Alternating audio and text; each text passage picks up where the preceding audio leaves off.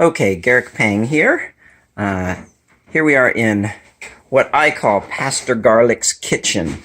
We're going to make Moo Shu pork today, and I've done a lot of the prep work, but I'm going to just walk you through this because it's actually quite simple, relatively easy.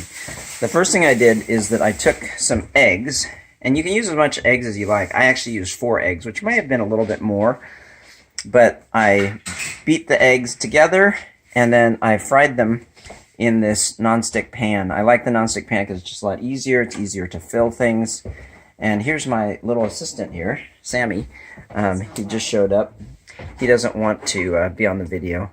But so I fried the egg flat in the pan, and then I flipped it over, and then I put it on a plate, and then I actually used a pizza cutter to make little strips.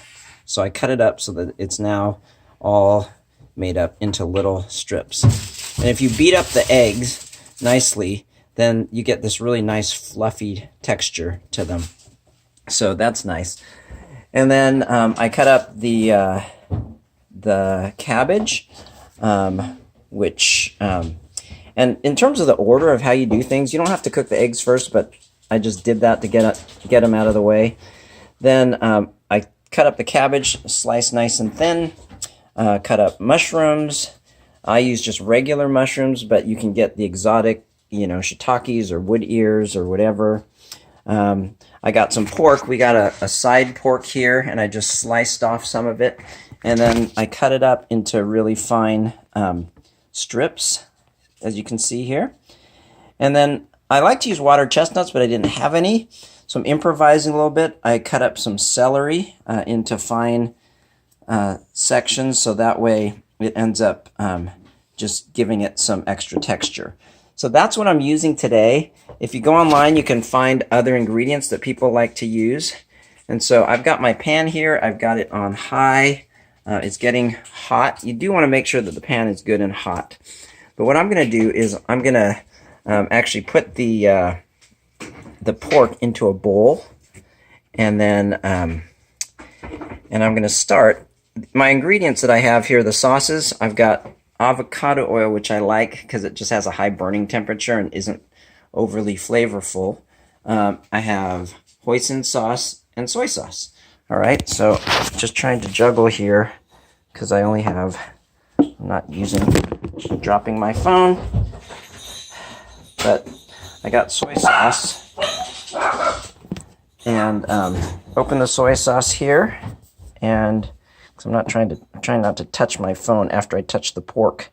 So then I drizzled the soy sauce over the pork just to kind of give it a little bit of extra seasoning, and I'll just hand mix it here. So again, you don't have to. Some recipes call for marinating it, and one of the other ingredients that they talk about using was rice wine. I think they said, or I don't know. Just look online; you'll see the different things.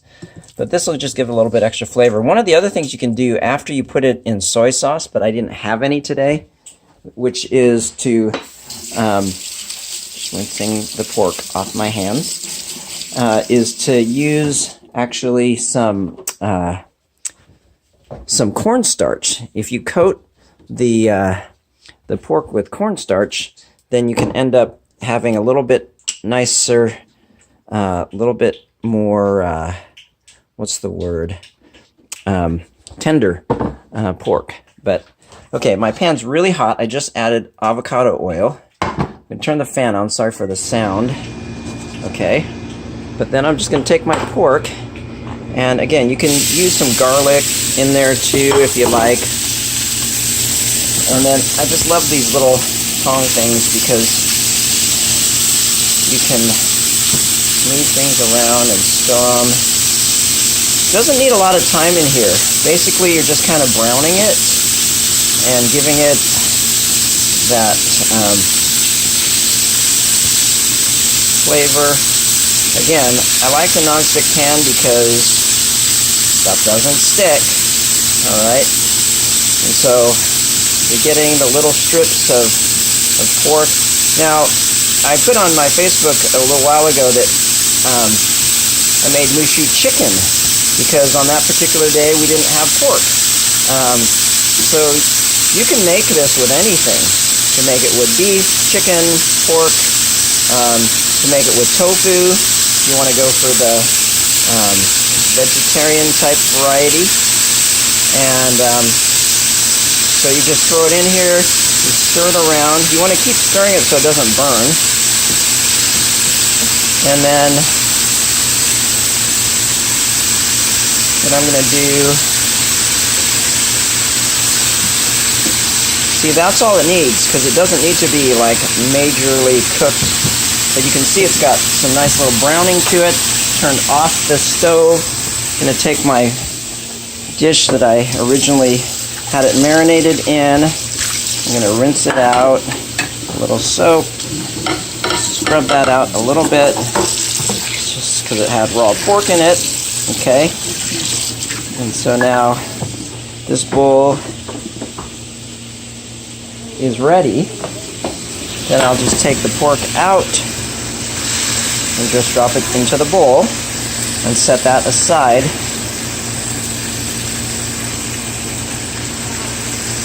Oh, it smells good. The prep is what takes the most amount of time. The prep, you know, took me probably 40 minutes of prep time. Obviously, if you have someone to help you, then it can happen a lot more quickly. Or if you know that you want to make this one day, you can do some of the prep work in advance. I'm just going to drain off this the grease or the sauce off of it. I'm going to put a little bit more avocado oil in here. Oops, I put a little too much there. Very precise measurements are important, as you can see. Just kidding. Then I'm going to turn my stove back on. So then the next thing I'm going to do is stir fry my vegetables. And you can do this, you know, the process where you cook some first and then take it off, you know, but I just kind of do it all in one go just because it's easier. So a general rule of thumb is whatever you want cooked more, you put that in first. And so I'm just going to throw in the this is the celery. I'm going to throw that in first. And stir that around. I probably could have done with a little bit more celery, but that's all right. Okay, and obviously it doesn't take very long to get going. Then the mushrooms, because we don't really care how long the mushrooms cook for, because they're going to be soggy anyway. All right, and you just stir those around. So then those kind of get done here, and all the while your pan is getting increasingly hot. And then what I do, and again, these are just some things that I do when I cook, but you don't have to do things necessarily this way. This is the great thing about cooking, is that you learn your own style and what works for you. I just put stuff out of the way, and then I'm going to take my cabbage and I'm going to just rinse it out real quickly. Okay, just get some water in there, get it wet, and then it's hard to be one-handed here, but then I'm going to drain out most of the water. Cabbage-wise, this is about probably a third of a head of average head of cabbage, but you know, you can do it to your taste, whatever you like, however much you like. All right, so I'm going to just drop a little bit more avocado oil in here. All right, there's the avocado oil. Get the oil spread around in there. The pan's nice and hot, so now I'm going to take my cabbage and just dump it in there. All right, gets a nice And part of why I do the water in there is because the water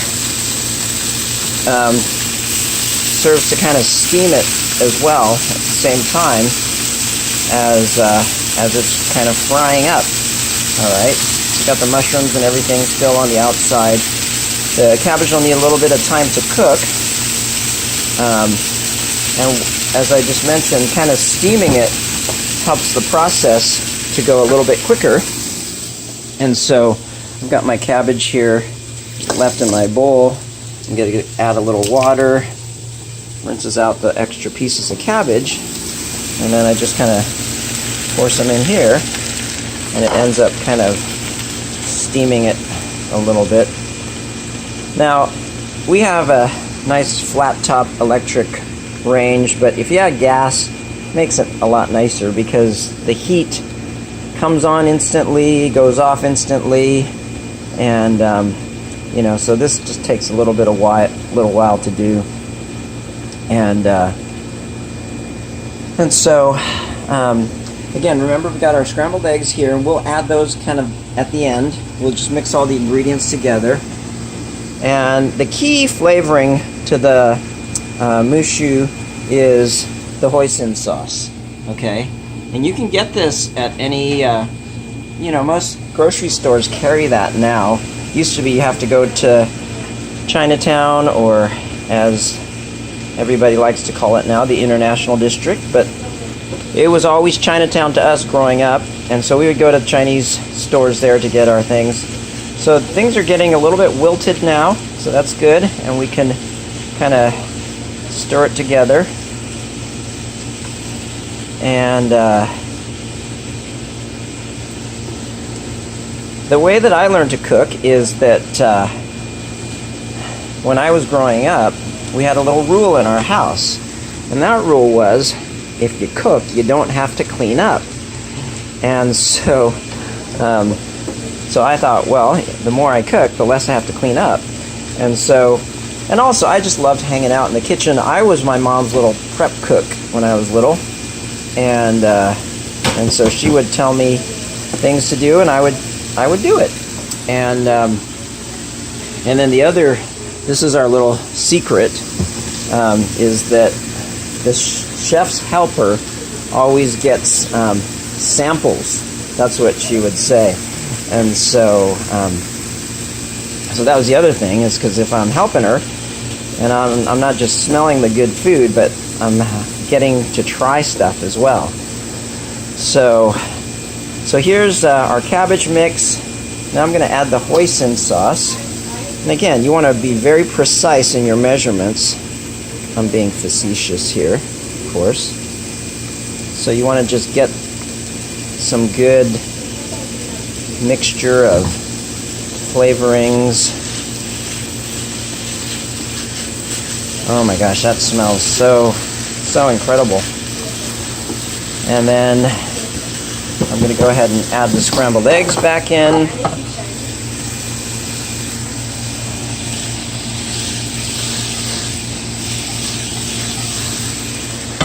All right. So now we have scrambled eggs, sliced nice fine strips with a pizza cutter. Getting that all mixed around. As I'm looking at this, I'm thinking there's a lot of eggs, but I know my little junior chef Sammy, he loves the eggs, and so good mixture here of everything. And then the meat, I'm going to throw that in, add that back in.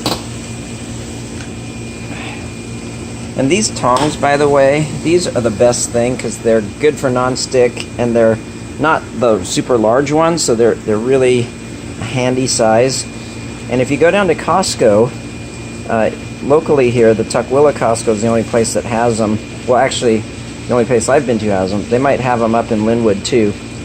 But you get 3 of these for like $9, so they're like $3 each, 3 or 4 of them. And so we have quite a bit, or quite a few of them. Keep them on reserve. So I'm looking at this now and I'm thinking, yeah, it probably would have been nice to have a little bit more cabbage, but oh my gosh, these are going to be tasty. So once I get everything kind of mixed together, you can see there's a little bit of sauce. I don't like mine overly saucy because then it ends up running and dripping everywhere. But then I'm going to put some more hoisin in here. I'm guessing by this time you're probably getting hungry. I sure am. It's a snow day for us. It is a Saturday, but it's a perfect day to have some Moo Shu pork, I thought. So as you can see, the actual cooking part didn't take very long to do. This video has been running, I guess, 15 minutes now. But here we go. And then one thing you do have to probably go to the Asian grocery store to get is the actual Moo Shu wrappers. And I like these ones because they're super thin. They have some that are kind of like tortillas. They're a little bit thicker. But I like the super thin ones. And because they just, you have to be careful about them breaking. But you want to always get them fresh. Well, they come frozen, but you want to take them out fresh and then store them in a Ziploc so that they don't get dried out. As a matter of fact, I have some that I used last time, and we stored them here in a Ziploc. And so I'm gonna put this away. I think we're pretty much done cooking here. And this is where, I'm just smelling it. And then you probably want to have a little taste. So I'm gonna take a little bit out, put it on the side plate here. And then this whole time my my cooktop's been on high. At this point I could probably turn it down some.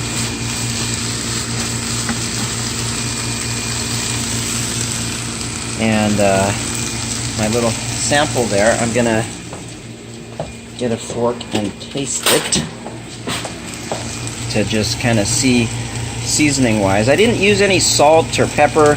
You can do that to taste. Okay, here we go. I'm gonna try it. Oh, yeah, that's good. I think maybe a little more hoisin sauce. But remember, you don't need to overly season it too, because you're gonna put hoisin on the skins. And so I'm gonna show you how we do that too. Alright? Alright, so this is ready for consumption. I'm going to turn off the stove. I'm going to get a nice plate out.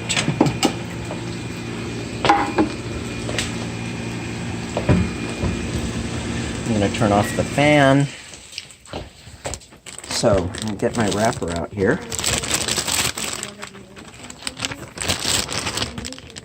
So these wrappers are a little bit dry. They've gotten a little dry, and you can heat them up as well. You just got to be careful not to break them. When you heat them up, they become a little bit more pliable. And you can just do that in the microwave, but you don't want to overheat them. That's why I had taken the other ones out of the freezer yesterday and put them in the refrigerator. So then you have your pancake, as they get called sometimes, and then you just put a little bit of hoisin sauce, about the size of a quarter, okay, and then I'm going to get a spoon. Sammy, do you think you can be my tester here in a minute? Oh yeah. All right, thank you. So then you kind of smudge it around. And again, this is very individualized. You don't have to make it real thick. You you know, just kind of thinly spread around. I'm going to put just a little drop more. Okay. Because if not, the sauce flavor can actually end up being a little bit overwhelming. So then we have that. Then we take our Moo Shu, and as you can see, it kind of developed a little bit of its own kind of gravy as well. And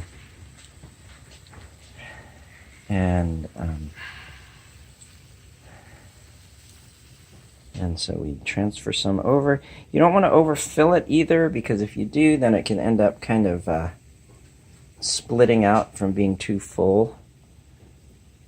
But I would say it's probably good like that. I'm going to let it cool a little bit so that when Sammy takes his first bite, he doesn't burn himself.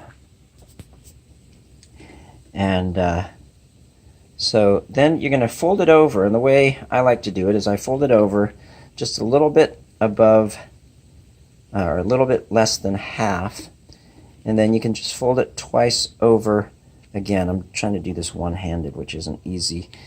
If you work in the restaurant, then they teach you how to do it with a fork. But as you can see here, then it's nicely folded up, and you can see, because these have been out a little bit, that they're cracking a little bit on the bottom, and so just be aware that it might leak out some, and so make sure that you eat it over the plate. Yeah, these have become a little bit brittle because they were sitting in the fridge, and if that happens, then you might want to microwave them and put like a damp paper towel over top when you do that. So, all right, Sammy, I'm going to let you enjoy this now. You probably don't want to be videoed, right? So, Sammy, are you still with me here? Yep. Okay. Do you want to try it? Sure. Do you want to be videoed or not? No. No. Okay. Here, I'll let you take that over. And I'm going to pause the video while you're eating it, and then I'm going to get your input. Okay, so what do you think, Sammy? Very good. Very good? Mm-hmm. Okay. So, my simple Moo Shu pork. Hopefully you enjoyed that video and will enjoy making some and eating some. It's really pretty simple, pretty easy, and pretty yummy. So, that's Pastor Garlick's kitchen. The Moo Shu pork. All right. Have a great day.